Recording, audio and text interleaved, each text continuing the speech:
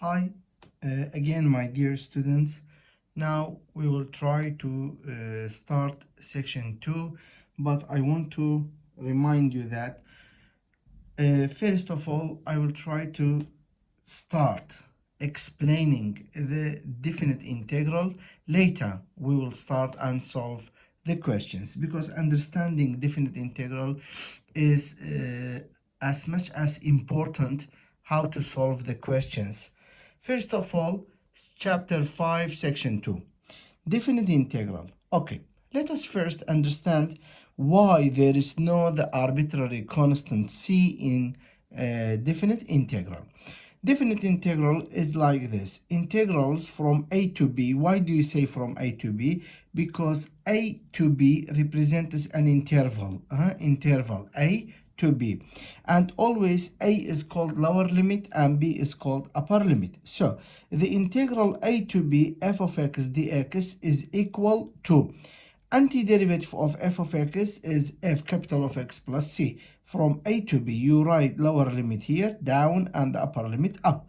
Okay, students, before everything you have to substitute upper limit f of b plus c minus this minus is because of the rule, and bracket f of a plus c. While you multiply this negative inside, it will be f of b plus c minus f of a minus c. For the students who they ask me, teacher, why there is no c in the definite integral? Because of this reason, the c and the negative c always they cancel each other, and what remained f of b minus f of a. Second thing that you have to note, in section 1 chapter 5 the answer was function like 2x is antiderivative x squared plus c, but this time definite integral there is no function, there is value. And now students, I want to tell you a very important thing that most of the teachers they neglect this one, they skip this information. What does divergent integral mean? By two examples, I can tell you what is the meaning of divergent integral. For example, students, look to this function 1 over 2 square root of x. This function on this interval is discontinuous because put 0 here, it will be undefined. Also, negative 1 over x squared is again discontinuous between negative 1 and 1 at x equal to 0. But what does divergent mean? Divergent means when the antiderivative, look, listen to this, not the derivative, when the antiderivative, okay, what is antiderivative of this one? Square root of x from 0 to 9. What is antiderivative of this one? 1 over x from negative 1 to 1. So concentrate to this point. I'm explaining the meaning of divergent integral. Divergent integral is called to an integral whose antiderivative is discontinuous at a point or more points on the given interval. Okay, let us translate this one to math. Between 0 and 9, or what is the domain of this? Isn't it x bigger than or equal to 0? Isn't it? Okay, so between 0 and 9 or up to positive infinity, is there any value that makes this function be discontinuous? Of course, no. So this function is called not divergent because you can plug in 9 minus 0 and you can reach to an answer as 3. But look to this one, students. Is this function continuous? Look, listen carefully. Is this function, the antiderivative, continuous on the interval 1 and negative 1? Let me explain in more. Between negative 1 and 1, is this function continuous? No. Why? Because what is discontinuity point of this? X equal to 0. And 0 belongs to this interval. So this function, since this function, look, is discontinuous on this interval, so we called this integral as divergent integral. So students, be careful to this point because we have a question in the book. It says that what is wrong? Later we will solve that question, and you must remember when did we study this one. It says that what's wrong in this question? The mistake or the wrong in this question was this. The function antiderivative will be divergent on the given interval. I hope you understood this subject because it is very important, and maybe they ask that question in ministry exam because till now they didn't ask such a question. Okay. After we learned the meaning of definite integral, now we come to the properties of this kind of integral. Of course, it has properties. This kind of integral has properties that every student must know them. First, it says that if the lower and upper limits of any lower and upper limits of any definite integral, they were same, so the answer is directly 0. I will show you by an example. For example, integral 3 to 3 2x dx, antiderivative of 2x is x squared from 3 to 3. There is no different here, 9, because you plug in 3 here, minus 9. Isn't it 0? Yes, of course, it is 0, and you could see with your eyes.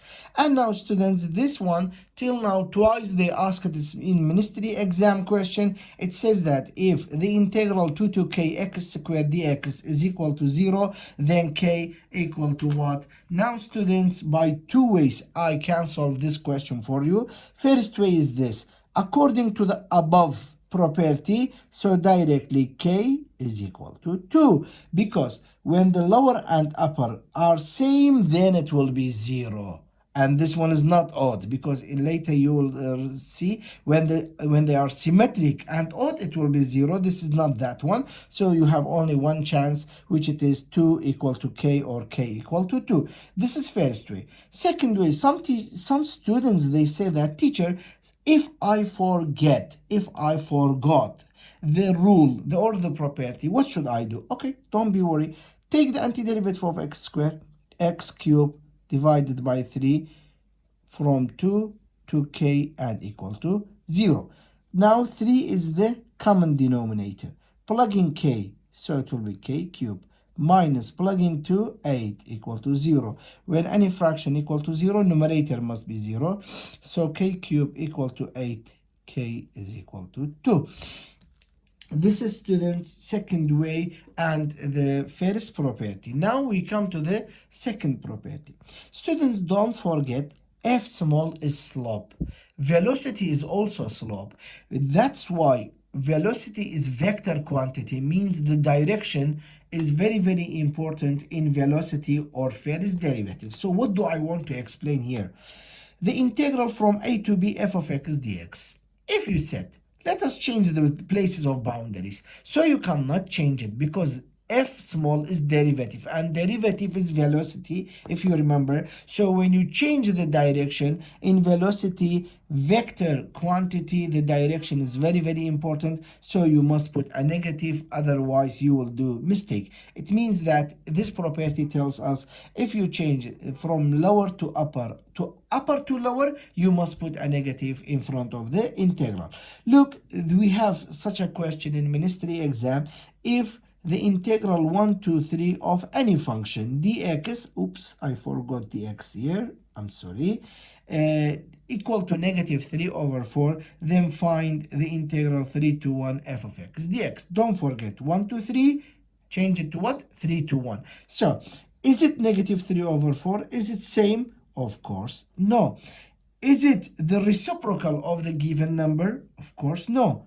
Okay, do we multiply by negative and we upside down or reciprocal the number? No, we don't have such a thing. So just we multiply the given number by negative, it gives me the answer. This was the second property of the definite integral. Now, third property, and I can say that it is one of the most important properties in this section. What is this? Students, first of all, I want to remind you from chapter 1. When a function is symmetric with respect to y, what was the meaning of that one? It was this. The y is constant, x changes. Okay, does this one mean if the right side x was 3, the left side is -1? No. It means x changes means same value but opposite sign. Opposite sign means if it is 3, it will be -3. 5, -5. 3, 2, -2. This was the meaning of symmetric. And here it says that if you have an integral from two numbers, for two numbers, one of them is symmetric for the other. مثلا from -3 to 3, 2 to -2 to 2. And the function was odd directly, the answer, it will be 0. Please don't forget, the boundaries must be symmetric, the derivative must be odd, then directly the answer is 0. Okay, let us look to this question. If I try to solve this question, it takes more than 5 or 6 steps. But here there's an easy, this property makes so many complicated cases easy for me. For example, this one, integral from -2 to x times absolute value of x. Okay, wait. Absolute value of x from chapter 1, it's an even function, symmetric with respect to y, multiplied by x odd. Odd times even, it will be odd. So directly, since this function is odd and the boundary is symmetric, so the answer, it will be 0. There is no need to bother yourself. Now, look to this. It is trigonometry. Yes, is it trigonometry? Yes, it's trigonometry. Boundaries are symmetric. Function is odd. So there is no need to waste your time if it doesn't say area. If it doesn't say what is the area of the region bounded by the graph of the function sine x and two vertical lines, -pi/2 to pi/2 and x-axis. So, but here directly we say it is 0. Okay, now look, most of the students, they know x to the power 1/3 means what? It means cubic root of x. So cubic root of x, even if you remember the graph of cubic root of x, it was odd function, symmetric with respect to origin. So since the boundaries are symmetric, it will be 0. Okay, let us look to this. A little bit it is complicated. Just don't worry. Always I repeat this famous information that my teacher told me while I was student. He said that when any mathematical question looks like complicated, don't worry. It is the easiest one. And I believe it in this, really. If you look to this and without previous information, maybe you go and solve this one. No, wait. The boundaries are symmetric. Even function times odd, it will be odd. So when it is odd and the boundary is symmetric, so what is the answer? 0. Only I need from you to recognize the properties while you are solving questions. Now, my dear students, we came to the fourth property. Fourth property, if we studied something on the odd, of course, there must be something on the even. If the boundaries, they were symmetric and the function was even, you have two ways for solving. Either you solve directly from -a to a, or you can shorten the way. How? What do I mean by shorten the way? Now, between the midpoint of every two symmetric numbers, it is what? It is 0. So you can say that 2 times from the halfway to the a, from 0 to a f of x dx. Okay, now let us look to this example. I want to explain the above information by an example. First way, I never use this part. Directly I say that, what is the antiderivative of cosine? It is sine. From -pi/2 to pi/2. Okay, look here. Sine pi/2 minus sine -pi/2. From chapter 1, since sine is odd, so this negative, you can multiply it by this negative. It will be 1 plus 1, that is 2. Okay, this time by the second way, I mean this way. 2 times from 0 to pi/2 cosine x dx equals, just don't forget this 2. Sine, antiderivative of cosine is sine x from 0 to pi over 2. You must know sine 0 is 0, so only we plug in pi over 2.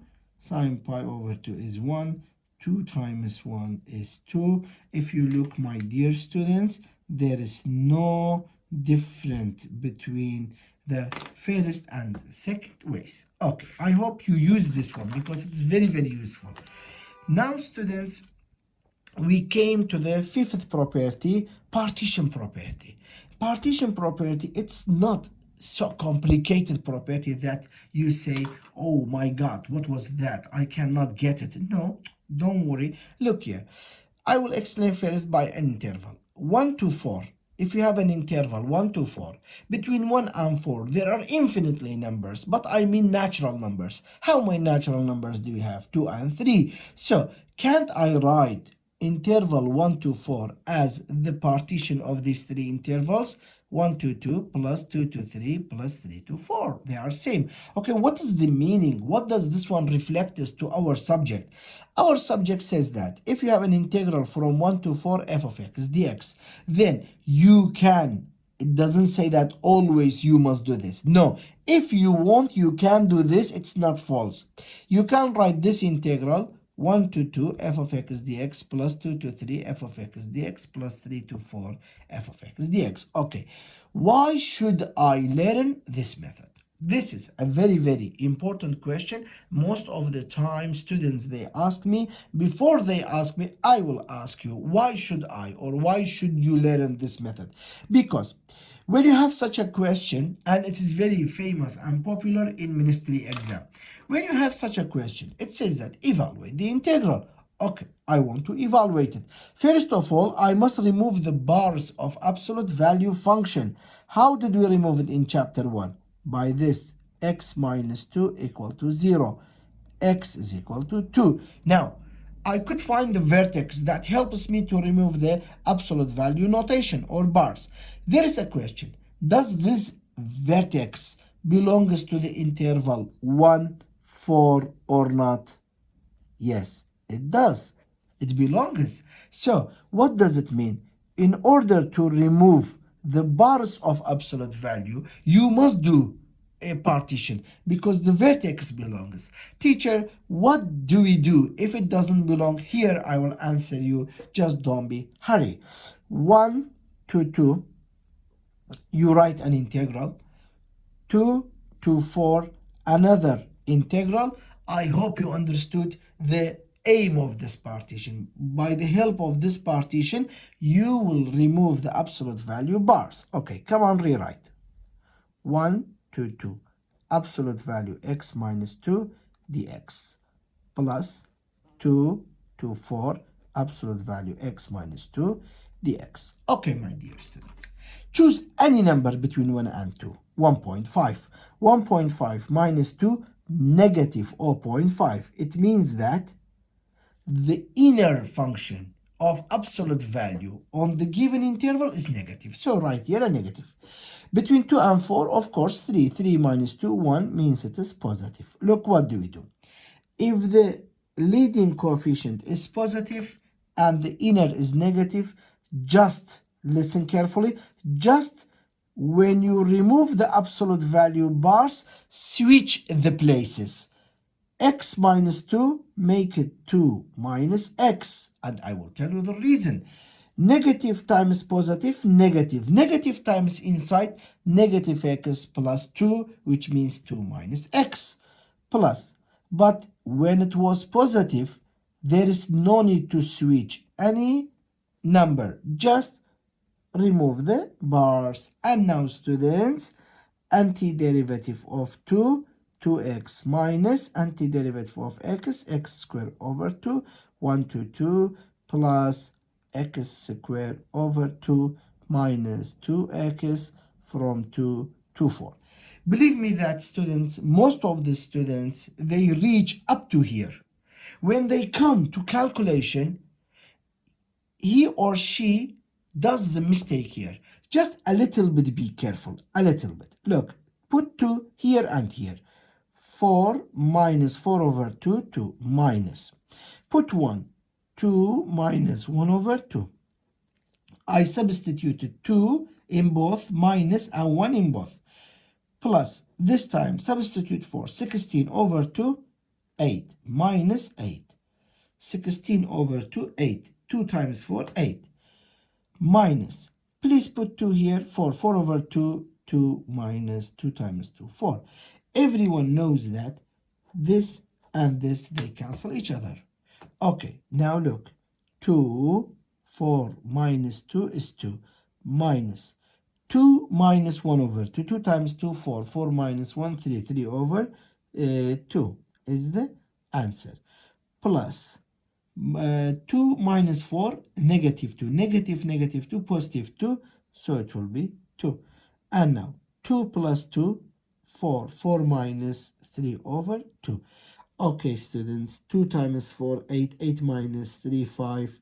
5 over 2 is the answer. Now we came to the what? To the second case. If the vertex does not belong to the interval, how do I behave with it? First of all, do the same thing.